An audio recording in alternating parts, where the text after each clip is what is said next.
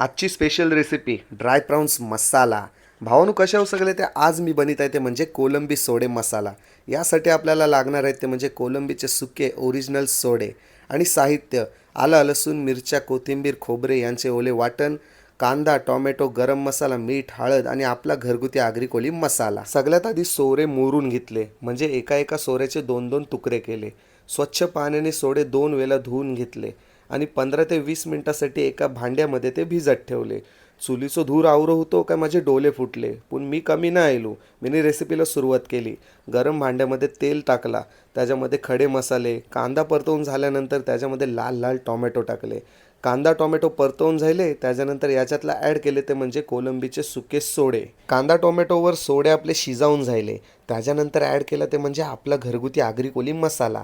या मसाल्याने ते आपल्या सगळ्या रेसिपीना टेस्ट येते. त्याच्यानंतर हळद आणि गरम मसाला ॲड केला. 1 ग्लास पाणी वतला आणि सोडे 15 मिनटं शिजावून घेतले. त्याच्यानंतर आपला हिरवा वाटण ॲड केला. चवीनुसार मीठ घातला. रेसिपीचा सुगंध आवरो भारी होतो नाही का, मनात चव सुटली आणि ग्रेव्ही पण भन्नाट झालेली. एका वाटीमध्ये कोलंबी सोडे मसाला घेतला आणि 2 भाकरे. बोलो आता मस्तपैकी ताव मारताय. पहिलोच रोटीचो घास खालो.